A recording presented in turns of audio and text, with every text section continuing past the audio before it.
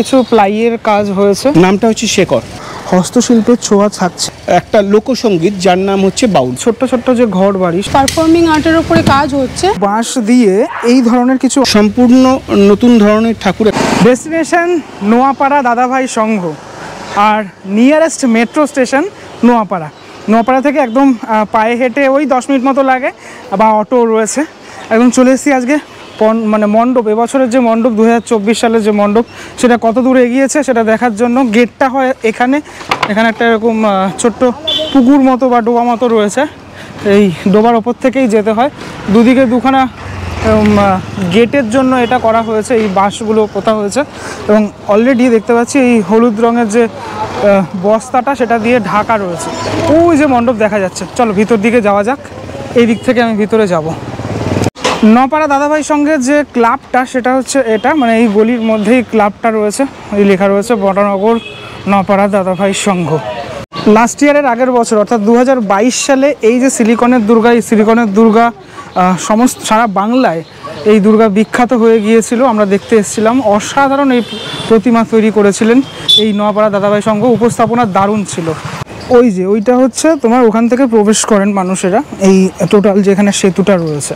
প্যান্ডেলের সামনের অংশটাতে আমি দেখতে পাচ্ছি এখানে এরকম বাটামের যে কাজগুলো, সে কাজগুলো ইতিমধ্যেই অনেকাংশে হয়েছে। আমি একটুখানি এখান থেকে দেখানোর চেষ্টা করি কতটুকু কাজ হয়েছে। এই হচ্ছে প্যান্ডেলের একদম সামনের অংশটা, এরকম গোল গোল কিছু চিত্র আমি দেখতে পাচ্ছি। এন্ট্রি পয়েন্ট এটা থাকে। তবে এই সেতুটা এখনও রেডি হয়নি। এটা রেডি হবে তো না কাকা? এখনও রেডি হয়নি। যাই হোক, হ্যাঁ, আবার আসলে আমি দেখতে পারবো পরবর্তীকালে। এইখানে আমি দেখতে পাচ্ছি এরকম কিছু প্লাইয়ের কাজ হয়েছে, ঠিক আছে, এরকম অংশটাতে। হ্যাঁ, যে কাজটা আরও এগাবে, দিন দিন আরও যত বাড়বে এগাবে। কিছু এখানে এরকম এই ধরনের কাজ কিছু এগিয়েছে, এরকম কিছু স্ট্রাকচারাল পার্ট, সেটা আমি দেখতে পাচ্ছি আপাতত। ওয়াইডলি বিষয়টা দেখতে গেলে ঠিক এমনটা দাঁড়াচ্ছে। এবার চলো ভিতরের অংশটাতে যাওয়া যাক। এই যে অংশটা মানে ইন্টেরিয়র পার্ট, এখানে আমি দেখছি যে এই মাঝের অংশটাতে এই জায়গাটা এরকম ফাঁকা মতো রয়েছে, মানে গোল মতো রয়েছে। এবং এখানে ভিতরের অংশটাতে মাটির কাজ হয়েছে, মানে এগুলো সব মাটি দিয়ে কাজ, কিন্তু হ্যাঁ রেডি হচ্ছে এখনও অবধি। এই জায়গাটা দেখতে পাচ্ছি এরকম মাটি দিয়ে যারা শিল্পীরা আছেন তারা কাজ করছেন। বিরাট বড় বড় এরকম ধরনের কিছু জিনিসপত্র। এই দিকের অংশটা ঠিক এরকমটাই, যেটা এই বাঁশের চটা বা বেড়া বলা হয় যেটাকে, এরকমভাবে রেডি করা হচ্ছে এই পার্টটুকু, এই অংশটুকুতে। আমি যখন খুঁটি পুজোয় এসেছিলাম তখন সন্দীপ দা এবং দিদির সাথে কথা বলে জানতে পেরেছিলাম এখানে কিন্তু হস্তশিল্পের ছোঁয়া থাকছে। এই কাজগুলোর মধ্যে তোমরা বুঝতে পারছো সেই ছোঁয়া, হস্তশিল্পের যে ছোঁয়া, একটা মাটির যে টান, সেটা কিন্তু এখানে আসলেই তোমরা দেখতে পাবে। এই যে অংশটা দেখছো এখানে কিন্তু বিভিন্ন যে ঘর বাড়ি, ছোট্ট ছোট্ট যে ঘর বাড়ি, সে ঘর বাড়িগুলোকে দেখানো হয়েছে ভিতরের যে অংশটা। এবং সেখানেও এই মাটির ছোঁয়া, সেই ছোঁয়া কিন্তু রয়েছে। এরকম যেরকম বাড়ি রয়েছে সেরকম অট্টালিকা, বড় বড় অট্টালিকা, সে বড় বড় অট্টালিকাও ভিতরের অংশটাতে দেখা যাচ্ছে। অনেকগুলো পার্ট রয়েছে ভিতরের অংশে, সেটা আসলে ধীরে ধীরে তোমরা বুঝতে পারবে। বিভিন্ন শিল্পীরা এখন কাজ করছেন, এই যে আর্ট ওয়ার্কগুলো সেটা চলছে ইতিমধ্যেই। আমি একটা ছোট্ট জিনিস দেখাই, এই যে মাটি দিয়েই কিন্তু এই কলকাটা করা, ফলো করো এই জায়গাটা, ঠিক আছে, এরকম টাইপের কলকা কিন্তু থাকছে ভিতরের অংশটাতে, পুরোপুরি এটা মাটি দিয়ে করা। ওভারঅল এই জায়গাটা যদি তোমরা দেখো, ভালো করে লক্ষ্য করো, সেখানে দেখবে তোমরা বেশ হাইট আছে, মানে এই জায়গাটা বেশ অনেকটাই উঁচু রয়েছে। এবং কাজকর্ম ইতিমধ্যেই চলছে, যত দিন যাবে তত এই কাজটা আরও বাড়বে। এখানে সমস্ত মালপত্র সব আনা হয়েছে, আরও আসছে, আমি দেখতে পাচ্ছি বেশ কিছু। এখানে এরকম এই তোমার এগুলোকে কি বলে, তোমার ওই কাঠের তক্তা, সেই তক্তার কাজ এখানে অলরেডি হয়ে রয়েছে, স্ট্রাকচারাল যে পার্টগুলো। বাংলার লোকশিল্পে গামছা একটা বিশেষ ভূমিকা পালন করে, সে গামছারও ব্যবহার আমি দেখতে পাচ্ছি এখানে।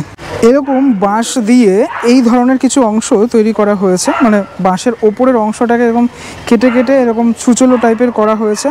এরকম একটা অংশ আছে, এটাও যখন আসবে তোমরা এই জায়গাটা বেশ দৃষ্টি আকর্ষণ করবে তোমাদের। ওভারঅল টোটাল মণ্ডপের অংশগুলোতে একটা জ্যামিতিক ব্যাপার তো রয়েছেই, যখনই আসবে তোমরা সেটা ফলো করবে। ছুটি পুজোর পর আবারও দেখা হলো দুজনের সাথে। নামটা আমি তখন জানতে পারিনি কি নাম, এখন কি জানতে পারবো? অবশ্যই, এখন অবশ্যই জানতে পারবে। প্রথমেই জানাই তোমাকে এবং তোমার সকল দর্শককে পাক শারদীয়ার শুভেচ্ছা। আশা করি সবাই ভালো আছেন। এবার যেটা তুমি প্রশ্ন ছিল যে এই কনসেপ্টটার নাম কি রেখেছি আমরা, নামটা হচ্ছে শেকড় বা রুট। আচ্ছা, শেকড়, এবারে সেটা কিসের শেকড়? গাছের শেকড় নাকি একটা মানে মানে মানুষের মানে জন্মে ওঠার শেকড়? কি আমি ঠিক বুঝতে পারছি না, একটুখানি ডিটেলে বলো। দেখো, তুমি একদম ঠিক জায়গাতেই যাচ্ছ। অ্যাকচুয়াল গাছের শেকড়কেই আমরা মিন করেছি, যে একটা গাছের শেকড় এর ওপর ডিপেন্ড করে তার পুরো গাছটা, যে গাছটা বৃদ্ধি কীরকম হবে, গাছটা কীরকম সমৃদ্ধ হবে, টোটালটাই ডিপেন্ড করে কিন্তু শেকড়ের ওপরে।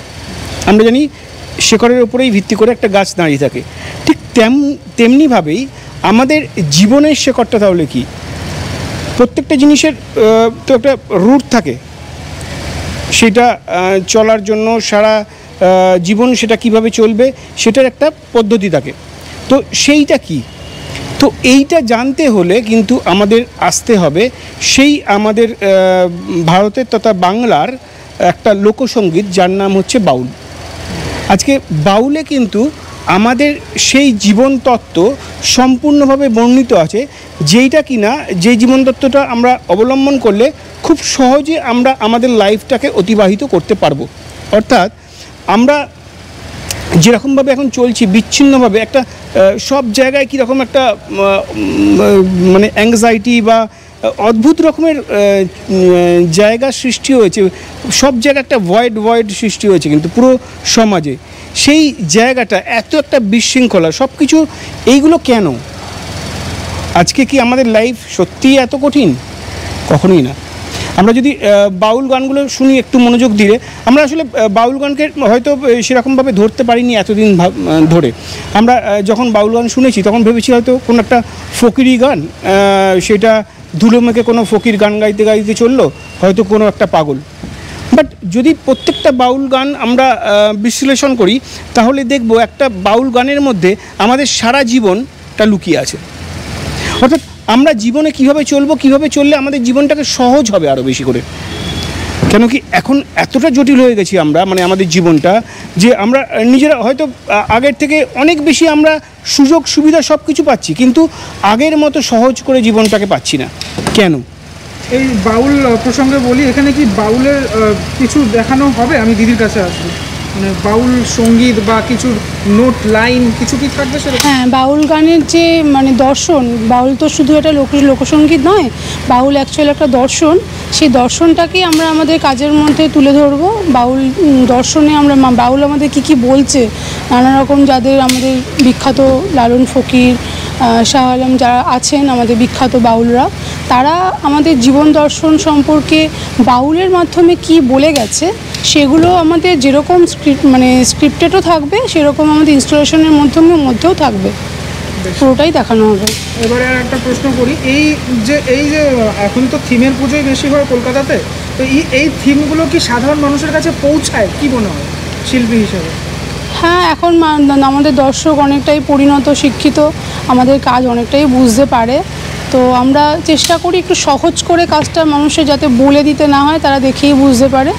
তো আমার মনে হয় অনেকাংশে অনেক শিল্পীরা আছে যারা এরকম করেই কাজ করে, মানুষকে বলে দিতে হয় না, দেখলেই বুঝতে পারে। তাছাড়া তো থিম নোট থাকেই একদম। হ্যাঁ, থিম নোট তো স্ক্রিপ্টেড থাকে। বেশ, এখানে আমি দেখছি বেশ কিছু মানে হস্তশিল্পের কাজ হচ্ছে, যেটা বলা হয়েছিল। ঠিক কী হস্তশিল্পের ওপরে নজর দেওয়া হয়েছে? মূলত এটা একটা পারফর্মিং আর্টের ওপরে কাজ হচ্ছে। শিল্প বলতে যেটা তুমি দেখতে পাচ্ছ এখানে, সেটা আমাদের বাংলার লোকশিল্পকে ধরা হয়েছে। যেহেতু বাউল একটা লোকগীতি, বাংলার একটা সংস্কৃতি, বাংলার ঐতিহ্য, সো প্যারালালি বাংলার শিল্প যেগুলো বাংলার ঐতিহ্য বলে আমরা জানি, সেগুলোকেই আমরা ধরেছি আর কি কাজের মধ্যে। দাদার কাছে আসবো একটুখানি। প্যান্ডেলের উপকরণ হিসাবে মোটামুটি কি ব্যবহার করা হচ্ছে? দেখো, প্রথমেই আমরা বললাম যে বাউল তত্ত্ব নিয়ে আমরা পুরো কাজটা করছি, জীবনের শিকড় বা রুট যেটাকে বলছি। তো সেই জন্যে বাউল কিন্তু একদম মাটি ঘেঁষা, পুরো মাটির।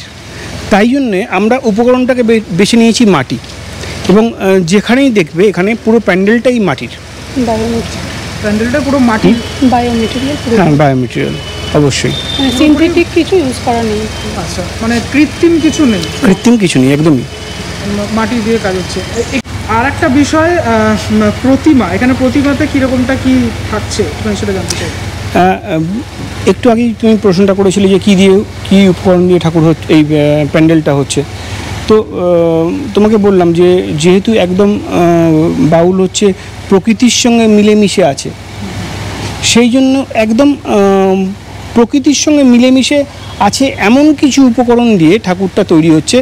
সবথেকে বড় কথা হচ্ছে এখানে আমি একটা কথা সংযোজন করব যে ঠাকুরটা আমরা হয়তো তৈরি করছি না, তৈরি হয়ে আসছে, এরকমও ব্যাপার। তো এটা অদ্ভুত ব্যাপার। ঠাকুরটা দেখলে আশা করি সবার ভালো লাগবে, কারণ কি একটা সম্পূর্ণ নতুন ধরনের ঠাকুর, একটা নতুন ধরনের চিন্তা ভাবনা, সেইটাকে নিয়ে এক্সপেরিমেন্ট করা যাকে বলে একদম। লাস্ট ইয়ারের আগের বছর এখানে তো সিলিকনের দুর্গা হয়েছিল, একদমই তাই। তোমার তত্ত্বাবধানে এই ব্যাপারটা হয়েছিল, যখন ভাইরাল হয়েছিল।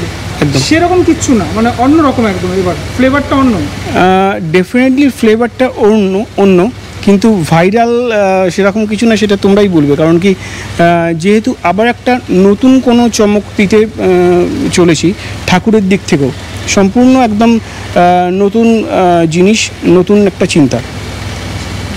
একটা লাইন বলবো আমি, প্রকৃতি অনেক সময় নিজেকে নিজে সৃষ্টি করে, তো এখানে আমাদের কাজের মধ্যে সেরকম কিছু একটা থাকবে আশা করি। কাজের মধ্যে না, ঠাকুরের মধ্যে সেরকম কিছু থাকবে। প্রকৃতি তো মাও, মানে মা নিজেকে নিজে সৃষ্টি, মা অনেক সময় নিজেকেই নিজে সৃষ্টি করে।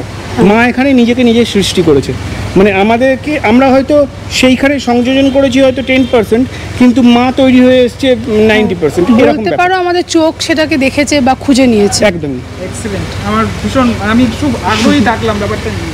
একটু ম্যাপিং সম্পর্কে জেনে নেব, মানে যেখান থেকে প্রবেশ করানো হয় সেখান থেকে প্রবেশ করা হচ্ছে, তাই তো? একদম একদম। এক্সিট গেটটা কি যেরকম থাকে সেরকমই রাখা হয়েছে এক্সিট গেট, একদম সেম। উদ্বোধনটা কবে হচ্ছে?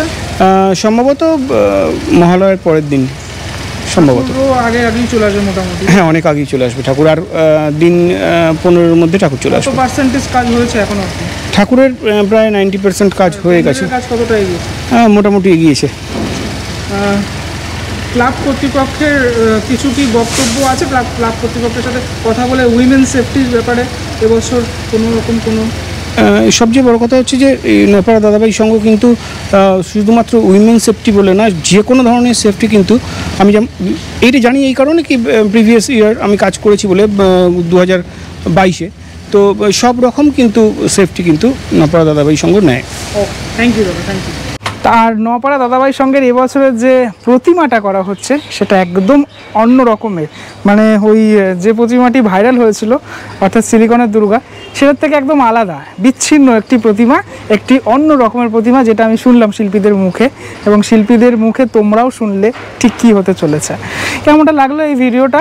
আমি জাস্ট দেখানোর চেষ্টা করলাম প্রিপারেশন, কেমনটা লাগলো সেটা আমাকে অবশ্যই জানিও। পরবর্তী ব্লগে দেখা হচ্ছে খুব শিগগিরই, ততক্ষণের জন্য বিরতি নেবো। ভালো থাকো সবাই, টাটা।